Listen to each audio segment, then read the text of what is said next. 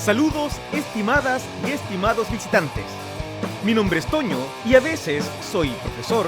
músico rockero y en esta oportunidad una persona que documenta sus viajes. Los invito a acompañarme en esta experiencia de viaje por mi canal de YouTube ¿Qué ver y hacer? No olvides darle like a este video y suscribirte para estar atenta o atento a más trabajos como este.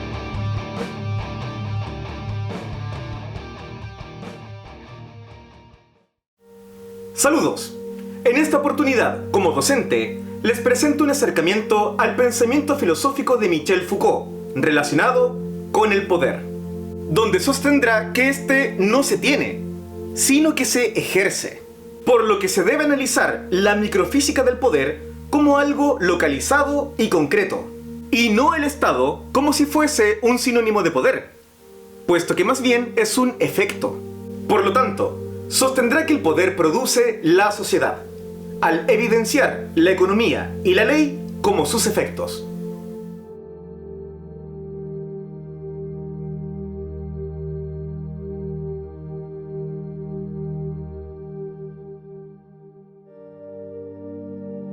Para analizar debidamente este concepto, debemos hacer mención al hecho de que Michel Foucault, en primer lugar, analiza detalladamente lo que llama una arqueología del saber, entendida esta como un sistema general de formación y deformación de enunciados, donde resuelve que los discursos no son solo un conjunto de signos, sino que son autosuficientes en cuanto a prácticas que forman sistemáticamente los objetos de los cuales hablan, manifestando que en los discursos ya está actuando el poder. Por ello, nuestro filósofo traslada su atención del plano de los discursos al de las formas de dominio, mostrando cómo verdad y saber están insertadas desde siempre en estrategias de poder que los condicionan y los guían.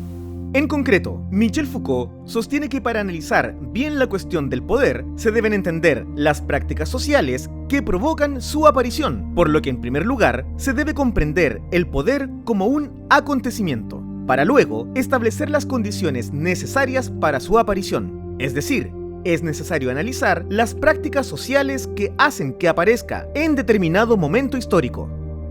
Y ello lo logra por medio de la genealogía, que busca en las correlaciones de fuerzas sociales el momento de surgimiento de una verdad, dejando en evidencia que no solo basta con un análisis de documentos o análisis del mismo lenguaje, sino más bien analizar quién dirige tales palabras. Por ello, la genealogía es la búsqueda incansable de saber qué elementos sociales mandan o direccionan las palabras. Así, el procedimiento de la genealogía establece en primer lugar la delimitación del discurso u objeto cultural a analizar, entendido como un acontecimiento en sí mismo. Una vez establecido esto, se deben analizar las fuerzas que han provocado su aparición y lo que ha hecho que sea posible en un momento histórico concreto. Para finalizar, en virtud de la caracterización de tales fuerzas, se establece una tesis ontológica y crítica sobre la implicación del discurso, o el objeto analizado, y su relación con el presente. En resumen, la genealogía es un método que investiga la creación de objetos culturales, sus prácticas sociales asociadas y su implicación en nuestro presente.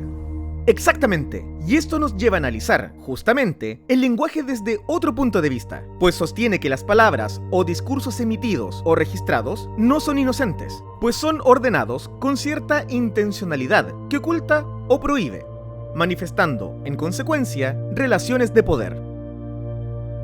De esta manera, Foucault sostiene que analizar las verdades implica necesariamente considerar las relaciones de poder existente entre el momento en que esas palabras se convirtieron en verdades y, por consiguiente, permite desvelar el papel de tales relaciones de poder en nuestro presente. Así, Foucault sostiene que el saber es portador del poder, entendido este como un procedimiento de selección y de interdicción dirigidos a impedir una libre proliferación de discursos, exponiendo en consecuencia ciertos saberes sometidos. Con ello, deja de manifiesto que las prácticas discursivas son dependientes de las prácticas no discursivas. En otras palabras, son las estructuras políticas las que determinan las reglas según las cuales es posible hablar. Por lo tanto, saber y poder aparecen como formas inseparables que se reproducen recíprocamente, en cuanto el poder se organiza siempre en un saber y el saber se concretiza siempre en un poder. En concreto, ejercer el poder crea objetos de saber, haciéndolos emerger.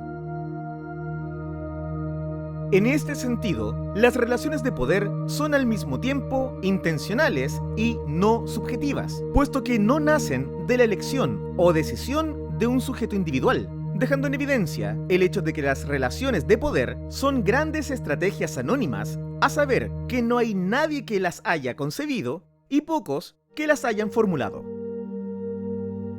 En resumen, a partir de la arqueología del saber, Foucault pasa a una genealogía del poder, es decir, a un análisis estructural de los microsistemas de poder presentes en la sociedad contemporánea, al acoplamiento de las memorias locales que permiten la constitución de un saber histórico de las luchas y de la utilización de este saber en las tácticas actuales.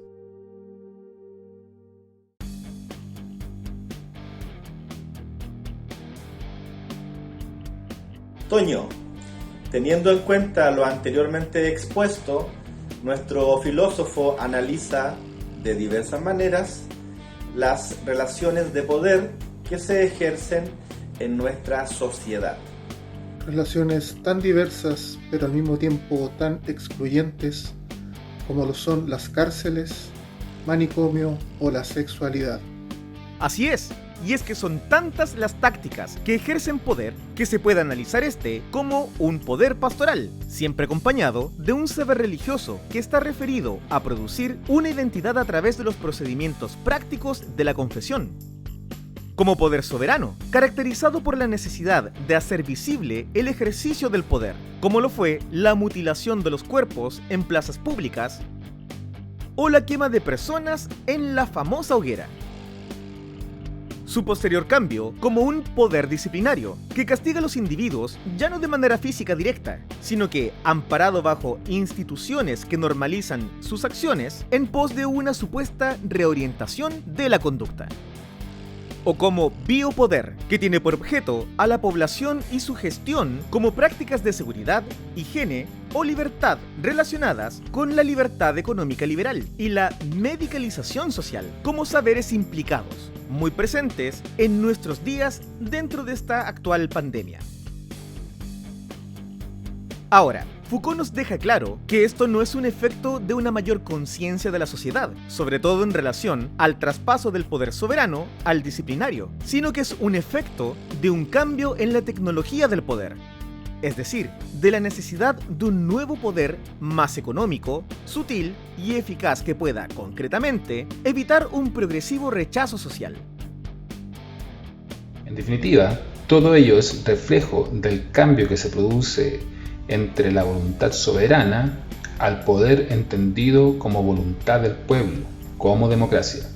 Así pasamos de un castigo público del cuerpo a un control y vigilancia de las conductas cotidianas e identidad, bajo instituciones encargadas de crear sujetos sometidos y útiles.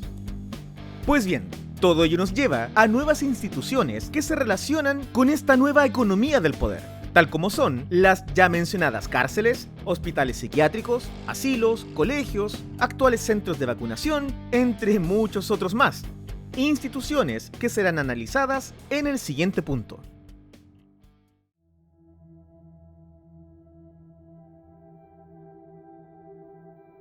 Michel Foucault es firme en establecer que el poder se ejerce, y no existe más que en acto, por lo que el poder es ante todo una relación de fuerza.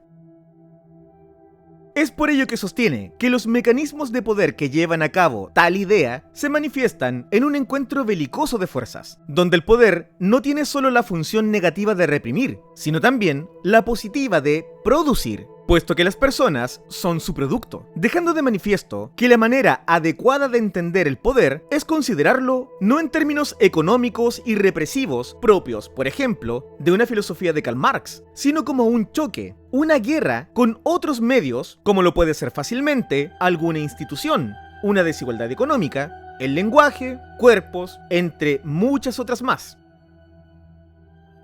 En relación a esto, Foucault suma el hecho de que el poder es omnipotente y omnicomprensivo, una visión totalizadora al estilo panóptico de Jeremy Bentham.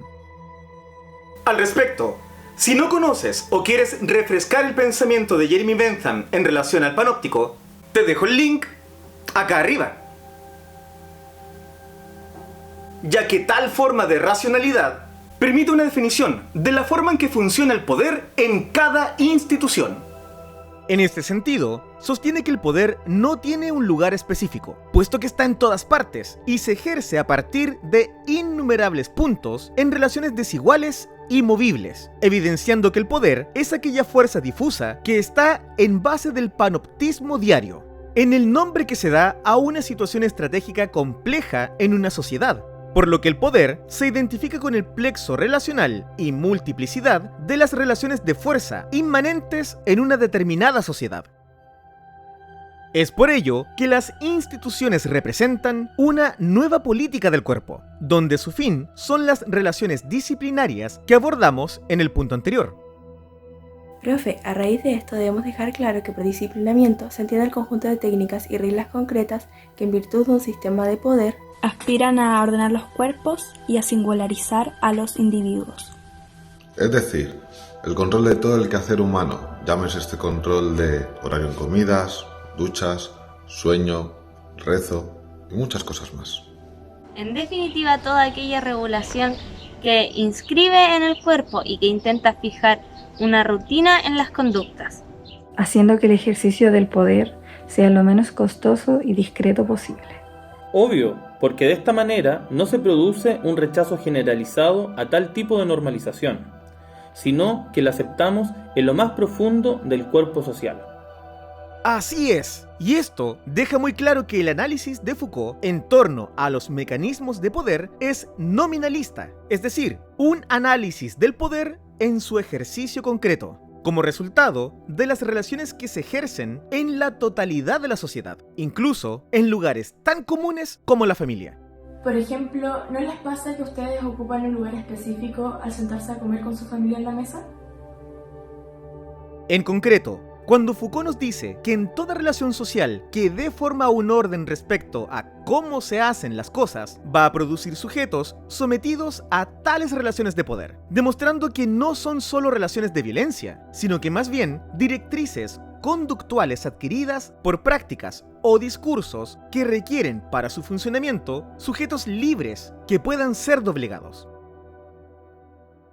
Ahora, el poder siempre implica una resistencia. Es más, vale decir que siempre implica un amplio abanico de resistencias, que igualmente serán doblegadas, que están condenadas al fracaso. Es por ello que sostiene que el poder se debe analizar en la realidad microfísica de lo cotidiano, como una manifestación local, y no como ciertas superestructuras, tal como lo plantease Marx en su tiempo. Y por la misma razón, tampoco existe una resistencia macro frente al poder,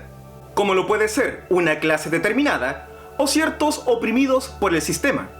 sino más bien, existe una multiplicidad de puntos movibles y transitorios de resistencia. En otras palabras, existe un descentrado y nunca concluido proceso de lucha contra aspectos microfísicos y sin rostro del poder cotidiano.